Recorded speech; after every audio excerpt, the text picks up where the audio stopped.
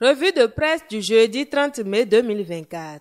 Bonsoir à toutes et à tous. Dans le point de l'actualité relayé et commenté par les publications ce jour, de vieux sujets avec de nouvelles pentes réchauffées pour certains. Il y a par exemple la crise entre le Bénin et le Niger. Le président Talon tente une nouvelle fois le rapprochement avec Abdourahmane Tiani. Mais le chef d'État nigérien reste insensible à la main tendue. Le général Tiani a refusé de recevoir l'envoyé de Talon en marge de la session du comité inter-État de pilotage du projet Pipeline à Niamey. À en croire l'affiche du jour, le ministre béninois de l'énergie et des mines, Seydou Adambi, n'a pas pu rencontrer le président nigérien comme prévu. J'étais porteur d'un message du président Talon à son homologue frère nigérien. Le général Tiani n'a pas pu me recevoir, a-t-il confié à sa descente. Adambi n'a donc pas pu remettre le message de Talon à Tiani. Dans cette logique, Fraternité pense que Talon est diplomate et Tiani inflexible.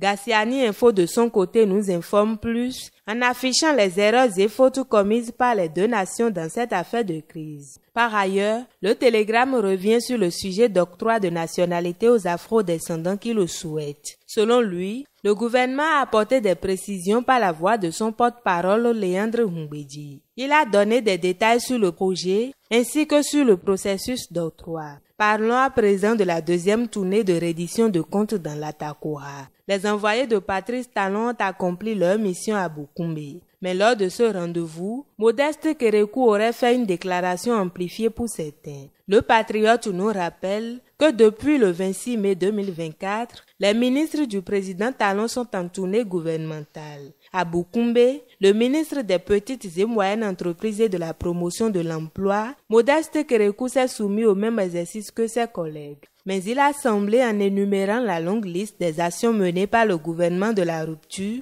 toucher certaines sensibilités. C'est le cas de l'ex-ministre de la Justice, Valentin Dianotin, qui s'en est rapidement pris à lui pour corriger certains tirs. Au cours de sa tournée, Modeste Kérékou aurait soutenu qu'en 8 ans de gestion, le gouvernement de la rupture a réussi à faire ce qu'aucun président n'a jamais fait auparavant. Cette déclaration n'a été du goût de l'ancien garde des Sceaux, Valentin Dianotin, qui l'a clairement fait savoir dans un audio. Dans le département du Koufo, un écolier a été tué et démembré à Tovikle, nous rapporte l'affiche du jour. L'écolier de 11 ans égorgé par un jeune a été sacrifié au fétiche à Tovikle, vient détailler les 4 vérités. Le prêtre du Vaudou est entre les mains de la police, a ajouté l'affiche du jour. Toujours dans le département du Koufo, un autre jeune homme a été assassiné et son cœur emporté à Aplaoui. Le même journal nous annonce que pour une actualisation de répertoire, Porto Novo a lancé le recensement des associations, groupements et ONG. Les responsables de ces structures sont invités à constituer des dossiers et les déposer à la mairie. Pour finir, le télégramme nous révèle qu'un élu communal encore dans le département du Koufo a écopé de 3 ans de prison, dont 18 mois ferme pour vol de vivres de cantine scolaire de l'EPP Sebioui. C'est la fin de la revue de ce jour. Merci pour l'attention et à demain.